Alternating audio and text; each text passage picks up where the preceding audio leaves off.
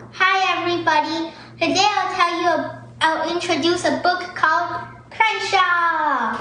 In this book, there's a boy called Jackson and a cat called Crenshaw. Crenshaw comes into Jackson's life whenever Jackson needs a friend. Now, you may be wondering, why does Crenshaw come into Jackson's house when his parents are allergic to cats? That is because Crenshaw is Jackson's imaginary friend. Now, Jackson is not as happy as he should. His parents aren't telling him the true situation, and as an 11-year-old boy, Jackson feels like he can handle the true situation. His parents, on the other hand, have problems of their own. They have rent an apartment, and they don't have enough money to pay the rent. So Crenshaw comes into Jackson's life to encourage him. In the end of the story, Jackson, following Crenshaw's advice, writes a letter to his parents, asking them to tell him the truth. His parents read it.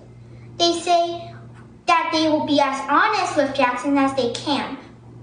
So later that day, his father gets a new job at the music store.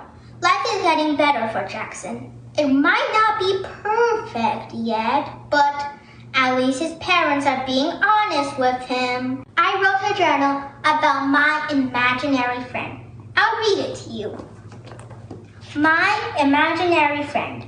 Maybe I'm not paying attention, but I haven't had the feeling that I have an imaginary friend. If I had one, she would be a bird, maybe a canary or a budgie. I will name my imaginary friend Encouragement. That's gonna be the thing she does best, encouraging me. Perhaps she will sometimes quote, "If you want to have courage, you need to face your greatest fear." And my greatest fear is, actually I don't know. Let's say my fear is not getting math questions correctly. Encouragement will appear and start encouraging me, saying words like, "You can do it," or "Awesome work, nearly there." She might even do funny things, just like in Crenshaw.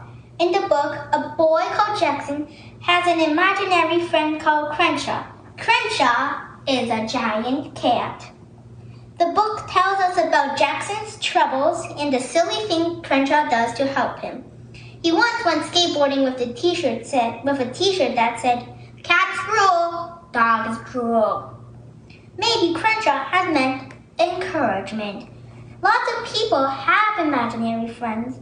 Remember, an imaginary friend is there to help you and won't leave until your troubles are gone. Thanks for listening! 小红书